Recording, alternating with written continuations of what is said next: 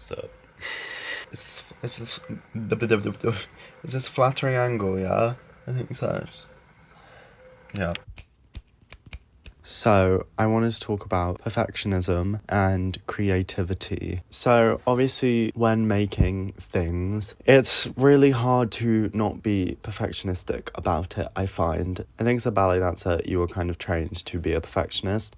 I think I was as a kid, but then, like, going to proper vocational training really just amped it up by 1,000. But when you are doing creative things in any capacity, I do feel like that trait is brought out. I've definitely been working to try and be less perfectionistic about making things, especially if it's getting to the point of literally stopping me from making the things. And, you know, there's that old classic of, you know, just reach for 80%, because if you reach for this magical 100%, you're not going to find it. But honestly, what I am finding is that it's much easier to be casual about things, less perfectionistic, when you know something isn't going to see the light of day, or at least it's not going to be seen by many people. I've really found this when it comes to my guitar playing and songwriting. So I think I mentioned in another video at some point that I started writing some songs. They're not great, I would imagine, but it's a really fun outlet for me, and I really enjoy doing it. I'm gonna sneeze.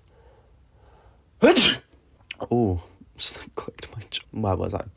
It's a really great outlet for me, and I really enjoy it. And there's something about knowing that I'm never gonna show these things to anyone that makes it way more enjoyable. Like, knowing that I never intend to put out music, to perform music live for anyone, it makes it a lot easier to just enjoy writing songs for my own fun and just having them exist in my mind. Because I haven't even recorded one yet, because I just can't get over the sound of my own voice, to be honest. Talking is apparently fine, but singing, no. I don't know, there's just something about knowing that it never has to go anywhere that makes it really fun and honestly quite easy to create. I find this a little bit with my videos, just in terms of, you know, I'm not getting thousands of views per video, therefore I'm not really thinking that much about what I'm putting out. I mean, I am, because, you know, don't want it to have negative consequences or affect me badly. But I don't know, there's something about knowing it's okay if something isn't my best work, because ultimately I'm doing this for me. So as long as I can, like, get something out of it, then it's useful to do and enjoyable to do. And I don't have this pressure of, oh, loads of people are watching this and counting on me to put out something really great. It's not like that at all. It's just a hobby.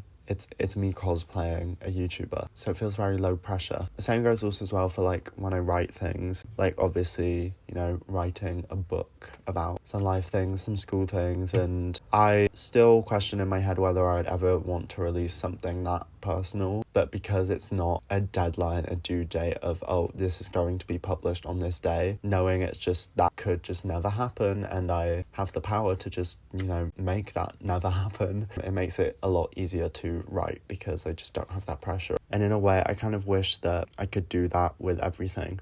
Obviously, all the things that I'm creating right now are not to do with my job. You know, I don't do any of these things to pay bills. So therefore, I have the liberty of being able to say, oh yeah, no one's ever going to see it, it's fine. And then being able to change my mind later down the line. However, I understand that for some people that is just not the case, and there are deadlines and things that you have to present on certain dates and by certain times. So it's kind of hard to go into it with that mindset of no one's ever going to see this, when you know that's just not the truth. I can't imagine how it feels for choreographers. Obviously, being an dancer, work with quite a lot of choreographers coming in and doing new things. I can't imagine what that pressure feels like. Don't get me wrong, I do think some of them handle it terribly, but it's kind of insane to create something on that scale, of that magnitude, knowing it would be seen by that many people. That must be so much pressure.